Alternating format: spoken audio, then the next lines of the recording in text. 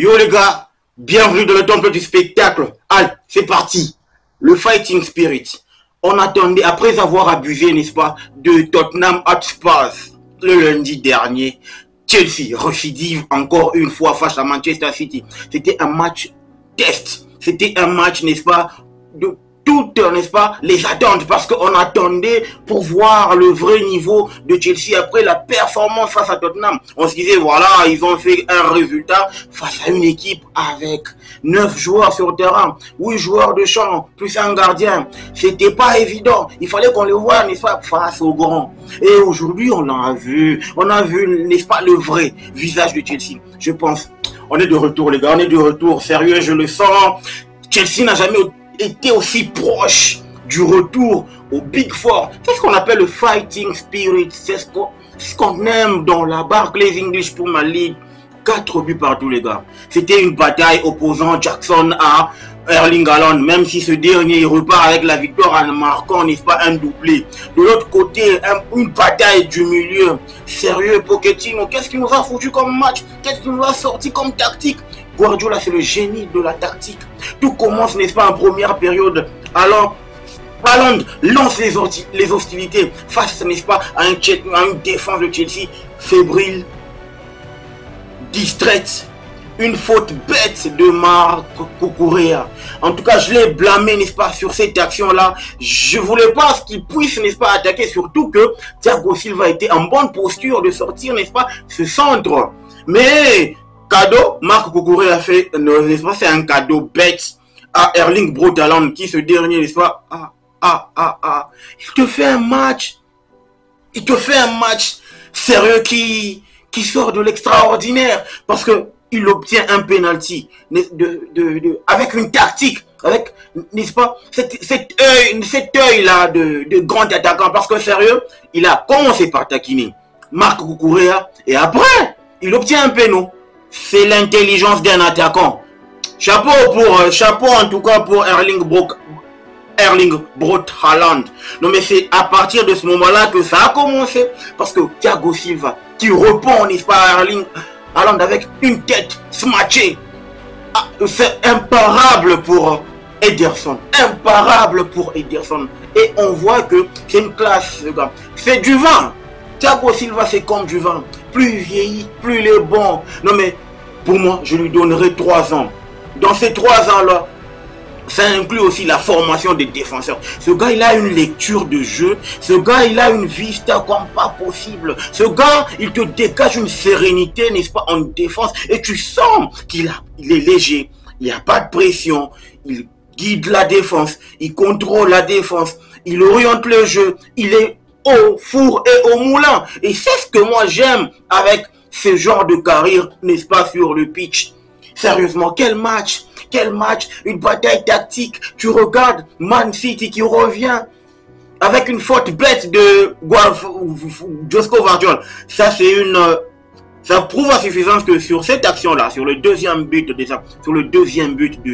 Chelsea, sérieux, Josko Vardiol, il a jamais été un latéral. On l'a vu à l'œil nu, il a jamais été un latéral. Le vrai latéral n'aurait jamais dû faire ça. Le vrai latéral, il a une lecture de jeu, une lecture de la trajectoire du ballon.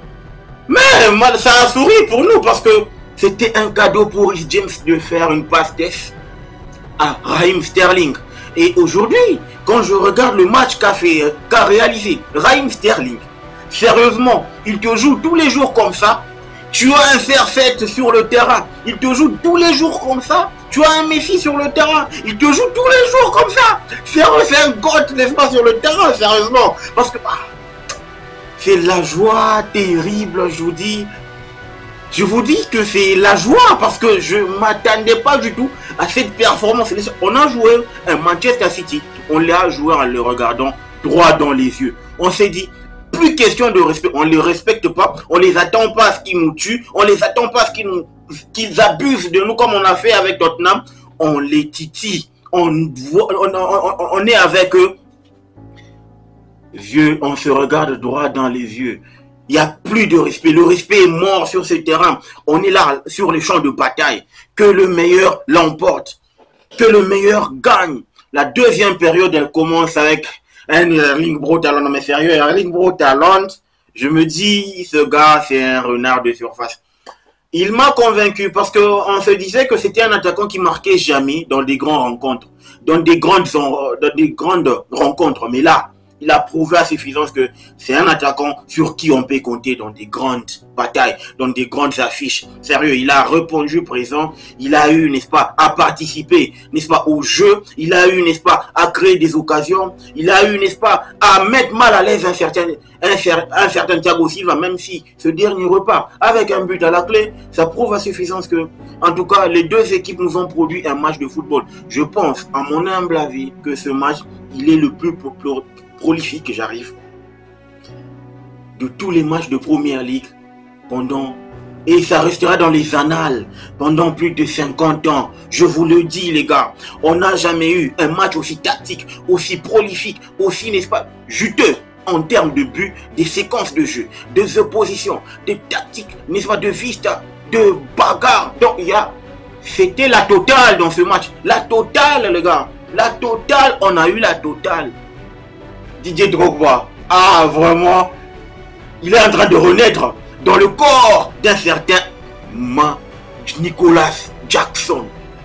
Ce garçon, après son triplé face à Tottenham, il récidive encore. C'est pour ça que je me dis que c'était la bataille qui opposait Erling Braut Haaland et Nicolas Jackson.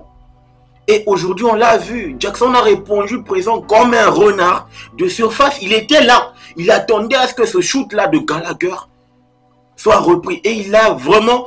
Là où je sens qu'il a un instinct de buteur, c'est le fait qu'il a privé, n'est-ce pas? Le fait qu'il ait privé, n'est-ce pas, Palmer de la reprise. Il s'est accaparé de la balle pour la mettre au fond de filet.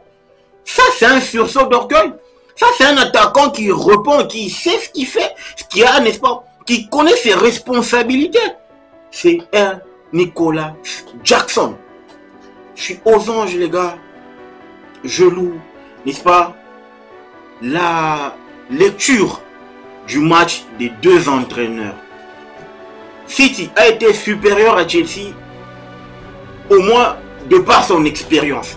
Mais en termes de contenu du jeu, je pense que en deuxième période, Chelsea s'est battu jusqu'à mettre mal à l'aise cette équipe de Manchester City.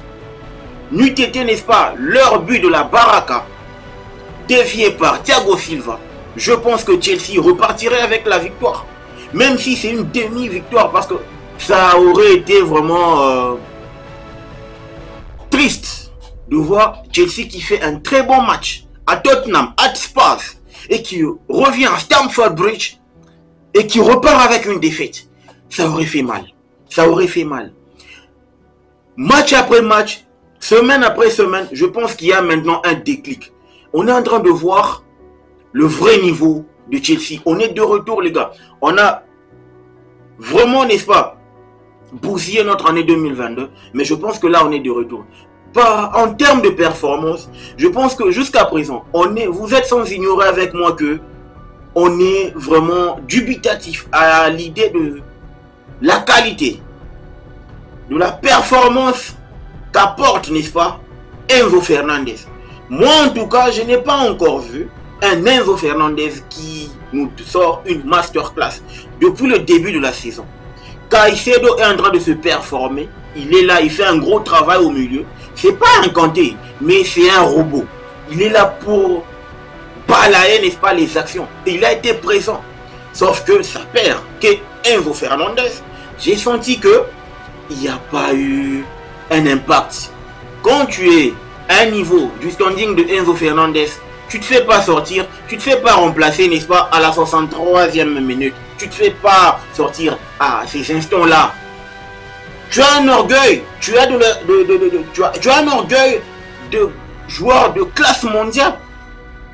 Oui, parce que c'est la chose que Cole Palmer est en train de montrer. Parce qu'on sent que Cole Palmer, il a un sursaut d'orgueil. Il a un orgueil. Il sait ça. Il sait que je dois briller de mon impact dans le match.